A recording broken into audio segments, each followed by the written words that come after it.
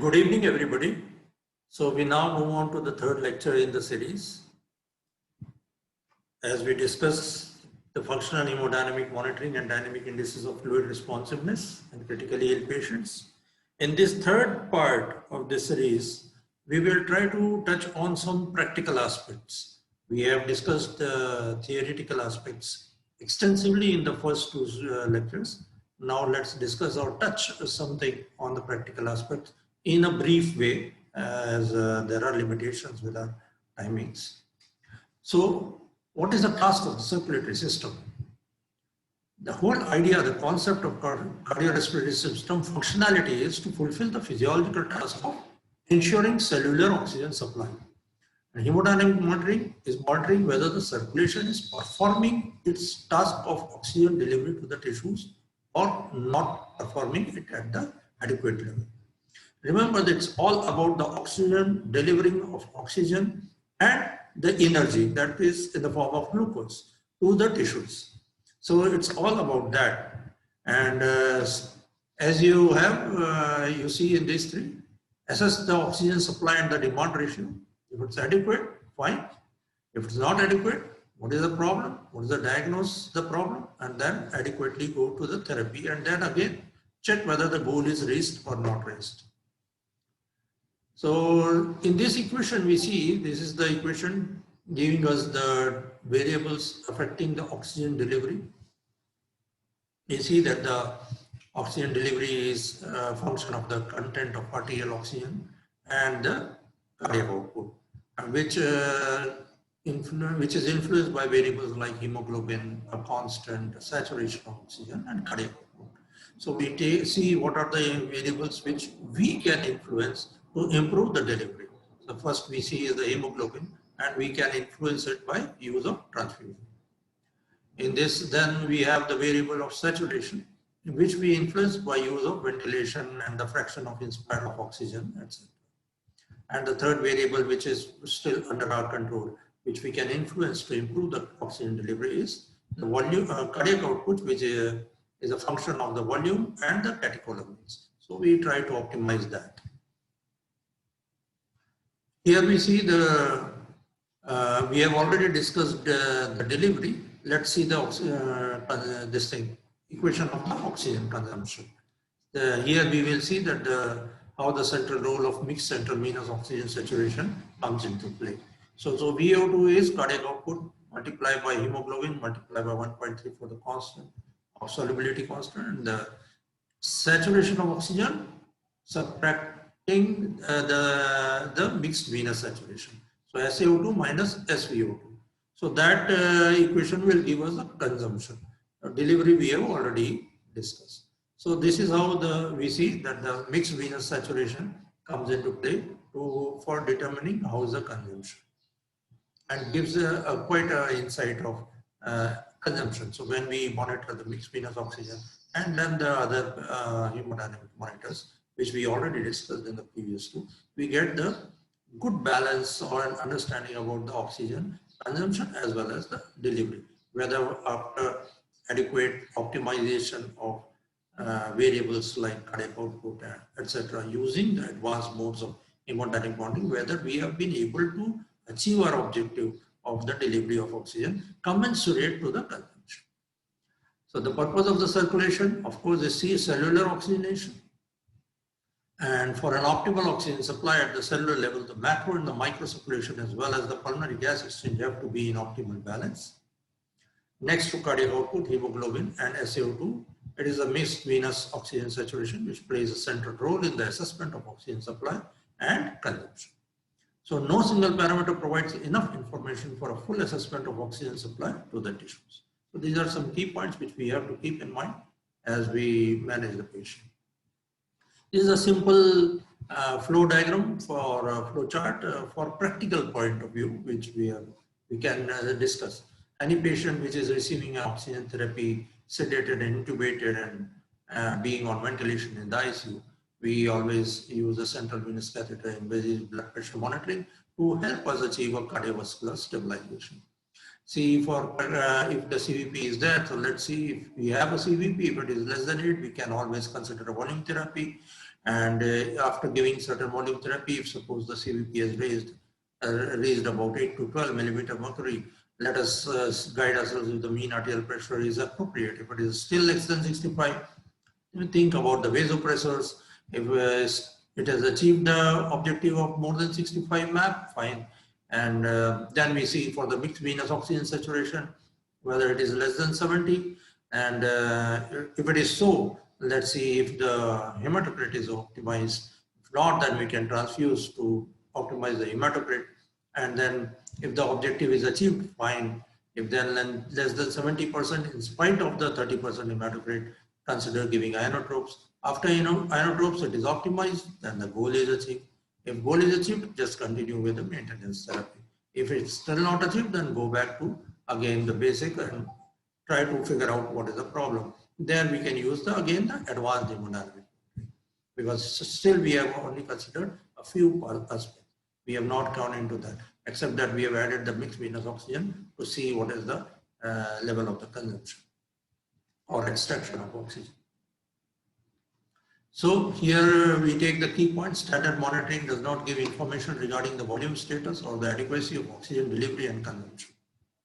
The CVP is not a valid parameter to measure volume status in isolation, but the trend of CVP can be helpful. In isolation, the CVP has its limitations. If anybody asks you in a question, never say absolutely no. Say that don't give terms like it is outdated or anything. Give that it has its limitations. CVP can be used with its limitation. It cannot be in isolation considered as a sole valid parameter. So the measurement of central venous oxygen saturation gives important information over global oxygenation balance and oxygen extraction. We have discussed this part. Measuring the central venous oxygen can reveal when more advanced monitoring is indicated. So as we have seen here, isn't it? So we monitor the SVO2. If that is inadequate, we take steps. Still inadequate, then we can use judiciously fluid or inotropes by using the advanced monitor. Let's take another simple basic exercise to how we go about practically with regard to fluid challenge. Let's remember, trends and response to infusion are more important than a single value of CVP. I have spoken that, I'm repeating it again. Say for discussion, we take a patient who has a heart rate of 120 per minute, has a mean arterial pressure of 60 millimeter mercury, urine output is about 20 ml per hour, and CVP is about 12. And we decide to give a fluid of say about 500 ml over 20 to 30 minutes. And we give it. After administration of fluid, we get a value of mean arterial pressure of 65, heart rate of 120, and CVP is of 40. What would be the next step? How would you guide? So that's the important. So how we go about it, let's discuss in that. We always have to set some target endpoints with respect to variables, and also the limitations when we are going to stop or limit our therapy which we are utilizing to achieve those variables. So we need to decide to target, we have to decide target goals, and we have to decide the limitations. Just for example, let us decide the target endpoint as heart rate 110 per minute and mean arterial pressure 65. This is for discussion part, this is for example. You can on your own decide a target of, say, with respect to urine output also, and oxygenation status also. Here we decide, say, limitation of CVP of more than 60. So let's go about it. Now, consider the first scenario here. Mean arterial pressure 65, heart rate 120 per minute, CVP is 14. So our target endpoints have not been achieved. Here we set the target endpoint of heart rate less than 110. So this has not been achieved, right? And the limitation has not been crossed. Limitation of CVP of more than 16, which we said, this has not been crossed. So we can continue to give them. Here mean arterial pressure 70, heart rate 110, CVP is 14. Now see, we see here the target endpoints have been achieved, although the limitation has not been crossed. But since our target endpoints of variables which we had decided before instituting the fluid therapy, it has been achieved, what we should stop here. So we will stop the fluid. Consider the third scenario. MAP is of 65, heart rate 120, CVP of 80. Here again, if we see, the target endpoints have not been achieved. But on the contrary, the CVP limitation of 16 has been crossed. So the limitation has been crossed, targets have not been achieved. So again, we will take a decision to stop the fluid. And then we will, what we come to the conclusion, standard parameters do not give enough information in unstable. What other parameters do I need? Always the extended hemodynamic monitoring is to aid the therapy in order to optimize the oxygen supply and oxygen consumption. This we have to always keep it in mind, so that we keep on deciding our target endpoints and limitations accordingly. So cardiac output monitoring plays an essential role in the critical care. Should be considered whenever a patient remains hypotensive despite adequate fluid resuscitation. And when there is ongoing evidence of global tissue hypoperfusion, you need a cardiac output monitoring. Shock with mixed pathology. What is the mixed pathophysiology? What we are talking? Let's say, for example, to explain, we have a patient who has an existing coronary artery disease. Now he develops a community-acquired pneumonia, goes into a picture of sepsis, kind of like a picture, and comes with in a shock. Now, you do not know for sure whether the shock is because of the coronary artery problem or is it because of the pneumonia problem. So to improve our understanding and get more information, that's why we need advanced hemodynamic monitoring, and there is a role of cardiac output monitoring in that. We will not just think about giving the fluid or optimizing the therapy based on the blood pressure alone or the heart rate alone. We need more information. In cases of post-surgery with major fluid shifts, say like cardiac surgery, vascular surgery, major vascular surgeries, transplant surgeries, all here in these are the situations where you need cardiac output monitoring. Always assess the adequacy rather than just numbers in isolation. End organ perfusion assessment is most vital. And see, clinically, brain, by assessing the confusion or the altered consciousness status, kidney by assessing the urine output, skin by the capillary refill time, which should be less than 3 seconds, and the biochemical values of lactate, which gives us the idea of the homeostasis at the tissues level. These are all windows and in our clinical picture, which we can give us an assessment of the perfusion status of the individual. But always remember, by the time the brain the window of brain shows unmasks the altered consciousness, or the urine output falls, or the refill time gets prolonged, or the lactate goes up, till that time there is very much possibility that some vital damage to the vital organs may have set in. So these are windows. Yes, they will give you obvious signs when a person or a patient lands up with you in the emergency setting or in the ICU setting, ideally in the emergency room first. So they are, but if you have a patient already admitted and if you find him deteriorating, it is always preferable to use the advanced hemodynamic monitoring before these kind of deteriorations in the vital organs start giving you the picture or scenario. Before these windows are revealed, it is always better to preempt the diagnosis, use advanced hemodynamic monitoring, and optimize the hemodynamics and homeostasis before these windows start deteriorating. Here we come and discuss some practical value of this tidal volume challenge. See, remember in our previous lectures, we discussed that one of the limitations for the advanced hemodynamic parameters like pulse pressure volume and other stroke volume derived parameters under mechanically ventilation, when we monitor them, when we calculate them and take a call regarding the fluid responsiveness of the patient. There, one of the limitations was that the patient should have at least 8 ml per kg tidal volume. In those patients only, the data will reveals that we can predict the fluid responsiveness. Now, what about a practical problem that we may have? A patient who is requiring a low tidal volume ventilation. In those patients, how do we go ahead and monitor the fluid responsiveness state if we want to do using the stroke volume parameters or advanced this thing? Of course, you have a passive leg raising, but even that is a issue in some of the situations where we cannot, in a polytrauma patient, you maybe not be able to do a passive leg raising. So, always one size doesn't fit all.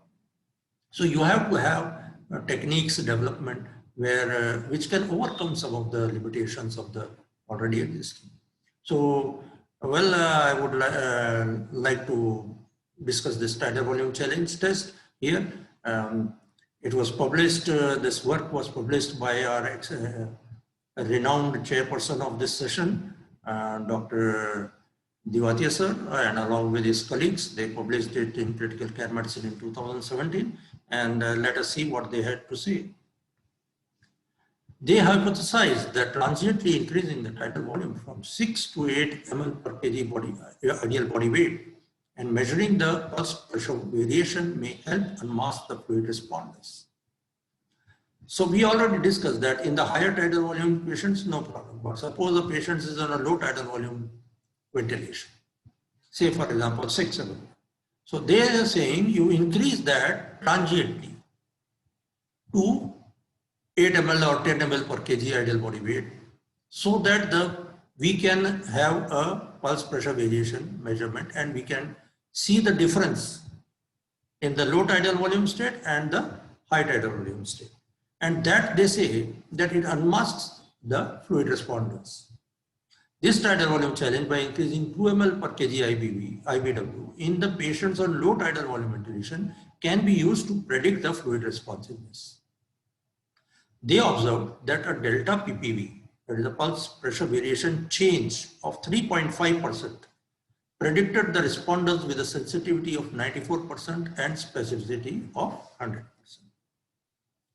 So what did it mean? 3.5 means that, say the PPV was a certain value in the 6 ml per kg IBW, and when we increase transiently to 8 ml per kg and after 1 minute we measured the PPV, then the change has to be 3.5% in order to predict the patient as a fluid responder. And the sensitivity of this 3.5% delta PPV change was 94% with a specificity of 100%. So in this way we can overcome that limitation. So these are some advanced which we use, echocardiography, pulmonary artery catheter, PICO technology. So PICO technology setup, this monitoring uses the basic hemodynamic monitoring but delivers advanced hemodynamic monitoring information. We see what we require here is a central venous catheter here, right? And with a port for injected temperature sensor housing. Then we use a cold saline, say as an injected, which goes into the right side, then the pulmonary circulation, then the left side of heart, then the arterial or the systemic circulation. And we have here a arterial catheter, pulsiocath, arterial thermodilution catheter, and usually in the femoral artery. If for some reason we cannot cannulate this, we can use an axillary or a brachial one. Then with the cables, the information sensed after the transpulmonary thermodilution is delivered to the monitor, and which gives us the after proprietary formula which will give us the values. This technology is a combination of the transpulmonary thermodilution and the pulse contour analysis in the PICO. So we get a transpulmonary circulation, we already discussed, from central venous bolus injection, goes to the right side of the heart, then to the left side of the heart, and through the pulmonary circulation into the left side of the heart, and from here to the pulsiocath. So from pulsiocath, here we can get the arterial waveform analysis, which will use the pulse contour analysis. And then we have a transpulmonary thermodilation. So it's a combination of pulmonary thermodilation and pulse contour analysis in the PICO technology. After the central venous injection, the cold bolus sequentially passes through the various intrathoracic compartments, right heart, lungs, then pulmonary blood volume, then the LA, the LV, and then the concentration changes over time. The temperature change over time is registered by a sensor at the tip of the arterial catheter. So the therapy guidance is that advanced hemodynamic monitoring allows the establishment of an adequate cardiac output through optimization of volume status while avoiding lung edema. This is the basic principle of the triad of advanced hemodynamic monitoring. So let's discuss this flow track Vigilio a little bit in detail. This monitor, flow track Vigilio, this analyzes the waveform about 1000 times per second over 20 seconds. 100 multiplied by 20, what do you get? About 2000 data points for analysis. This is then incorporated into a proprietary formula to calculate the cardiac output. And then we get the cardiac output and all the derived variables. So like we can get the cardiac output, we can get the stroke volume, we can get the stroke volume variation, we can get the stroke volume index, all these variables we can get. So what does it incorporate? Dynamic, this is known as dynamic tone technology. For which monitor? The flow track Vigilio, right? Remember that. This is an important point. You have to mention this while answering this short note or any question which involves flow track Vigilio. See, it analyzes the area under the systolic portion of the curve. Whenever you get a question on this PICO technology, you always mention this dynamic tone technology. And there are about 2000 points, dynamic tone technology, multiple measurements along waveform. 2000 data points are incorporated and that are analyzed, and then it gives the picture of the stroke volume and the stroke volume derived variables. So these 2000 points are incorporated in the what is known as the dynamic tone technology.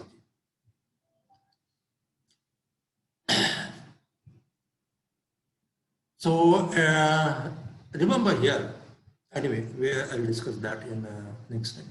Here in this Vigilio monitor, we see this is the what is known as Edwards pre-sub catheter.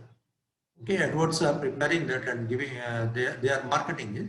So this is known as pre-sub catheter, which monitors the central venous oxygen saturation. And then we have this flow track sensor to give us the cardiac output variables. So in this monitor, it supports both the flow track sensor for continuous cardiac output and the pre-sub central venous catheter for continuous central venous oximetry.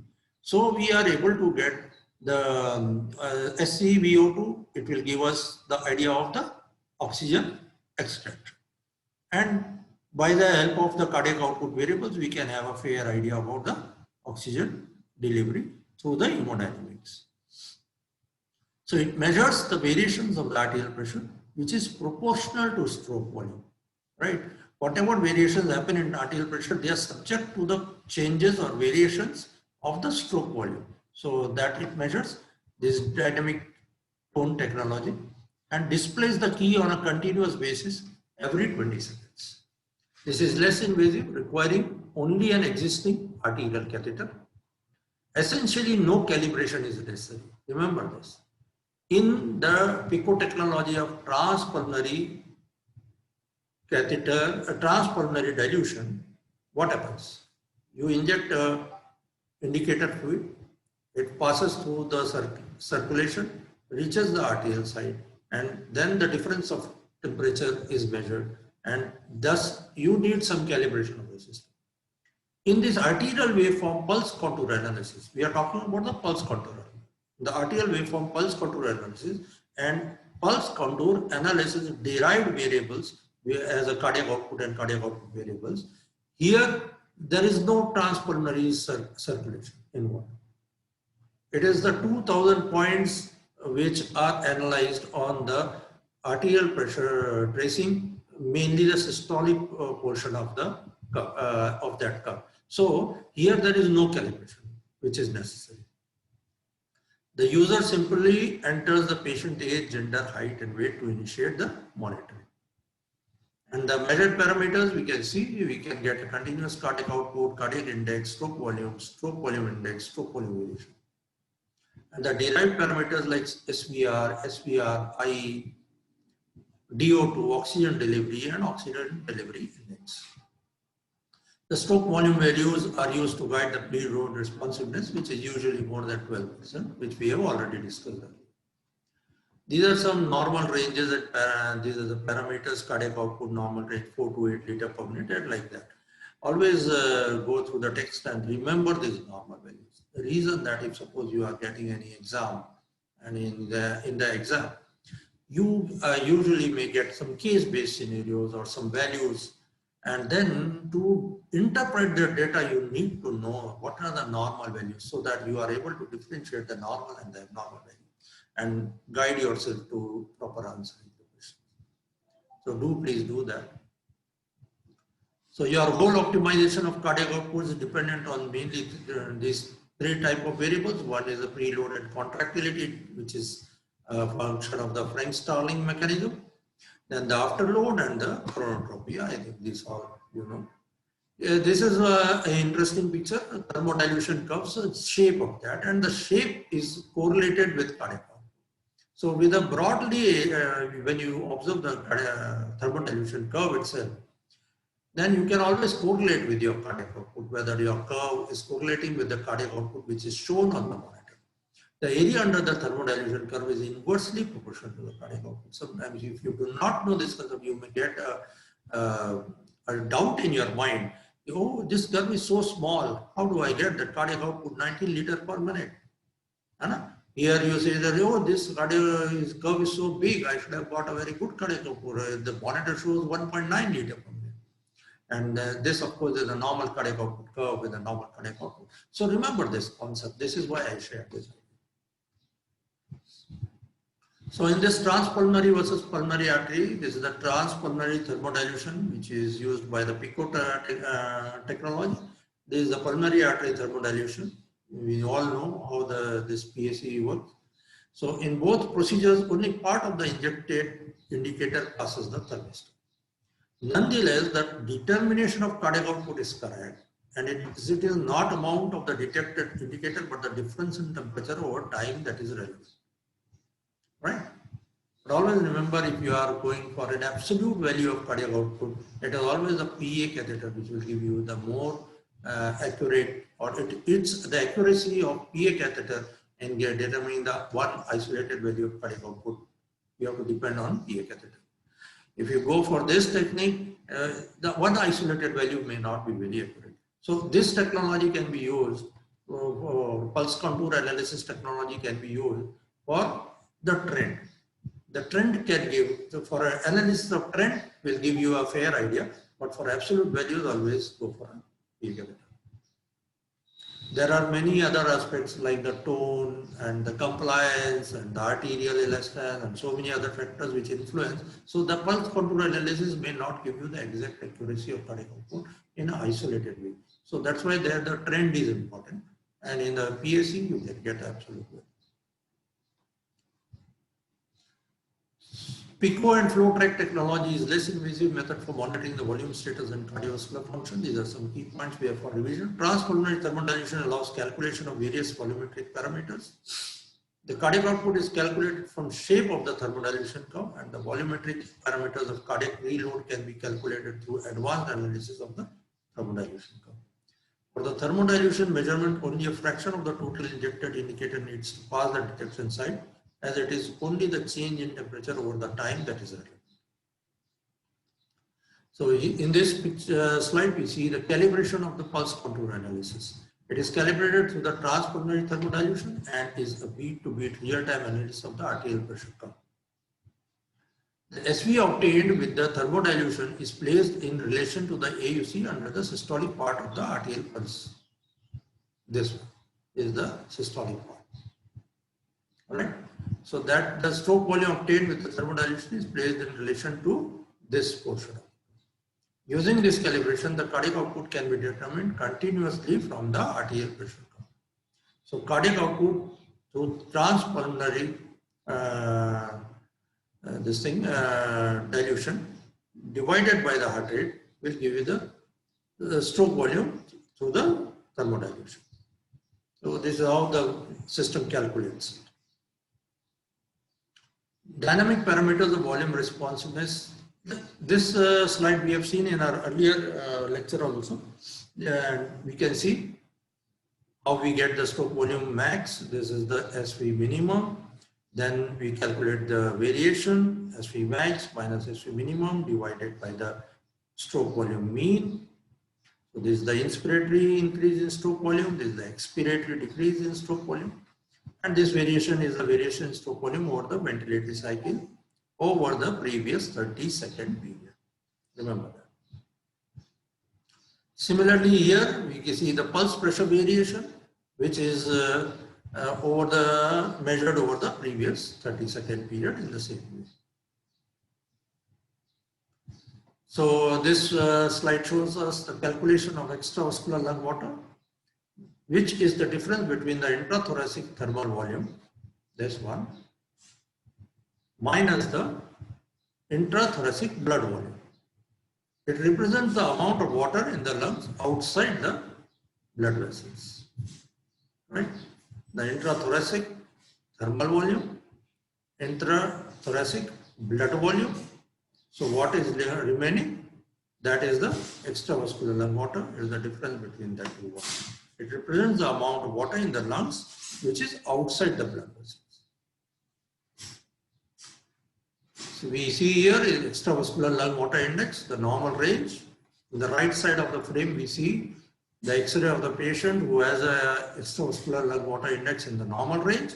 On the left side of the frame we see obvious pulmonary edema, and the patient's extravascular lung water index was outside the normal range or higher than the normal range. So knowledge of the limitations is essential. We discuss in this slide the limitations of pulse contour analysis. The stroke volume variation, pulse pressure variation can only be used with fully controlled mechanical ventilation. That is, the minimum tidal volume has to be more than 8 ml per kg. And absence of cardiac arrhythmia, otherwise it may give false high reading. All parameters of pulse contour analysis, they are not valid when an intra-aortic fluid counterpulsation is in use. What happens when we are using that analysis of pulse contour in special situations? We are using along with RRT, normally no interference with the PICO parameters. Road positioning, all parameters are measured correctly. If we use peripheral venous injection, this is not recommended, because then the measurements possibly can be influenced. What are the contraindications of pulse contour technology? Because of low invasiveness, there are no absolute contraindications.